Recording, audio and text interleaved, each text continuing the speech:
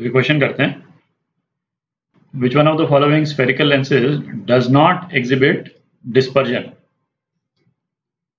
The radii of curvature of surfaces of the lenses are given in the diagrams.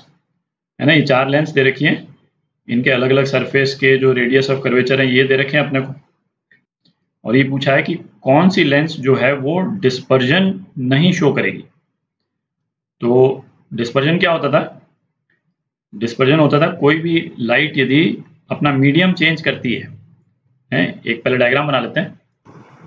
तो dispersion में अपन ने क्या देखा था कि सपोज ये अपन ने एक कोई ग्लास स्लैब ले लिया, एक सिंपल सा केस ले रहे हैं, और एक वाइट लाइट जो है वो इंसिडेंट होती है यदि इस वाले स्लैब पे, तो इस वाइट लाइट के जो अलग अलग कंपोनेंट्स हैं वो सेपरेट हो जाएंगे।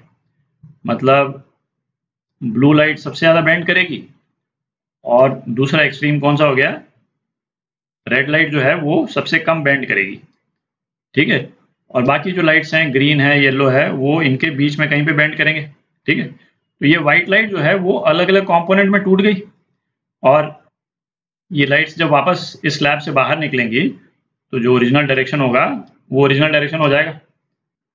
जिस डायरेक्शन में जो ओरिजिनल लाइट थी उसी डायरेक्शन में ये कंपोनेंट जो है वो स्लैब से बाहर निकल जाएंगे। ठीक है, तो ये अपन देख सकते हैं, इसमें रेड ऑलमोस्ट स्ट्रेट दिख रहा है, स्ट्रेट ऑब्वियसली नहीं है ना, ये मैंने केवल डिस्पर्स करने के लिए, शो करने के लिए बनाया इस तरह से। तो ये व्हाइट लाइट जो है अपने अलग अलग कंपोनेंट्स में जो है वो बाइफरकेट हो गई। ठीक है, और ऐसा होता क्यों है ना, वो अपन ने देखा कि रिफ्रैक्टिव इंडेक्स अलग अलग कलर्स का डिफरेंट होता है। रिफ्रैक्टिव इंडेक्स वॉयलेट लाइट का, वो रिफ्रैक्टिव इंडेक्स रेड लाइट से ज़्यादा होता है ना, और फिर जो बाकी के जो कलर्स हैं उनके रिफ्रैक्टिव इंडेक्स वॉयलेट और रेड के बीच में होते हैं। ठीक है, अच्छा, लेंसेज के केस में डिस्पर्जन जो है वो अपन किस तरह से देखेंगे उसको भी देख लेते हैं एक बार। अच्छा, लेंस के केस में क्या होगा कि जैसे सपोज इसमें भी एक एग्जांपल लेते हैं, कन्वेक्स लेंस अपन ने ली है और पैरेलल लाइट आ रही है, वाइट लाइट। ठीक है, तो इसमें क्या है, जो वॉयलेट कलर है, इसको ब्लू में मैं शो कर रहा हूँ, है ना, वो सबसे पहले फोकस होगा। ठीक है, फोकल पॉइंट जो है वो ब्लू कलर का सबसे पहले होगा और रेड कलर का सबसे दूर होगा। ये मैंने थोड़ा सा एग्जैजरेट करके बनाया है, रिफ्रैक्टिव इंडेक्स में इतना ज़्यादा डिफरेंस नहीं होता है, बट अपन अपने इलस्ट्रेशन के लिए इस तरह से बना रहे हैं।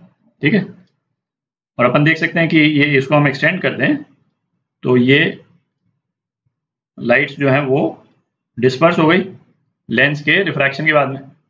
अच्छा, ये रिजल्ट जो है आया क्यों? क्योंकि ये हमको मालूम है कि लेंसेज का जो फोकल लेंथ है, लेंस की जो फोकल लेंथ है वो रिफ्रैक्टिव इंडेक्स पे डिपेंड करती है। 1/r1 माइनस 1/r2 ये 1/f के बराबर होता था। ठीक है, और ये रिफ्रैक्टिव इंडेक्स की जो टर्म आ रही है यहाँ पे, इसके कारण फोकल लेंथ जो है वो रिफ्रैक्टिव इंडेक्स पे डिपेंड कर रही।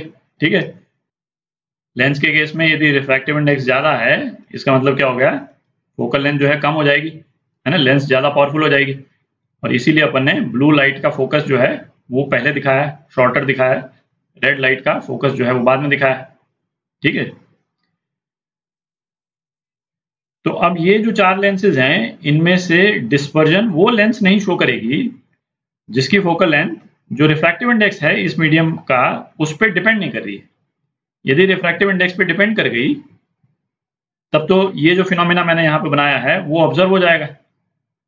ठीक है, तो इनमें से कौन सी लेंस है जिसकी फोकल लेंथ जो है वो म्यू पे डिपेंड नहीं कर रही? तो इसमें आप देखें, जो ये वाली लेंस, ये वाली लेंस और ये वाली लेंस है ना, इसमें जो आर के जो फिगर्स यदि आप इसमें डालते हैं तो फोकल लेंथ जो है वो म्यू पे डिपेंड हो जाएगा। पर ये वाली जो लेंस है ना, सी पार्ट, इसकी फोकल लेंथ यदि अपन लिखें तो ये क्या हो जाएगी, μ-1। अब ध्यान से यदि अपन लिखें, है ना, 1/r, अपन यदि इंसिडेंट रे यहाँ से मानते हैं, हालांकि किसी भी तरफ से माने फर्क पड़ेगा नहीं, पर अपने साइन कन्वेंशन के लिए अपन इंसिडेंट रे यहाँ से मान रहे हैं, तो ये जो पहला r है ये तो पॉजिटिव हो जाएगा।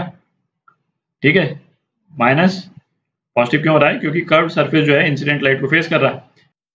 और उसके बाद में सेकंड सरफेस में भी कर्व सरफेस जो है वो फेस कर रहा है जो लाइट है उसको, तो सेकंड सरफेस के केस में भी ये r जो है पॉजिटिव हो जाएगा। ठीक है, तो 1/f इस केस में क्या हो गया, 0 आ गया, ये दोनों टर्म जो है वो कैंसिल आउट हो गई, 1/f 0 आ गया, तो इसका मतलब फोकल लेंथ जो है वो इन्फिनिटी आ गई।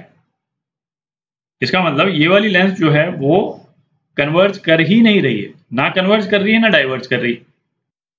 ठीक है, और ये फोकल लेंथ जो है वो रिफ्रैक्टिव इंडेक्स के इंडिपेंडेंट है।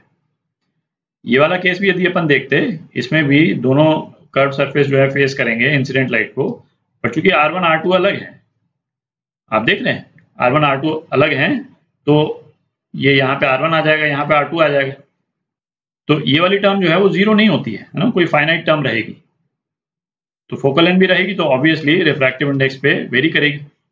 इस वाले केस में वेरी नहीं करी, चाहे रिफ्रैक्टिव इंडेक्स कुछ भी हो। ठीक है, सी पार्ट करेक्ट है इसका आंसर।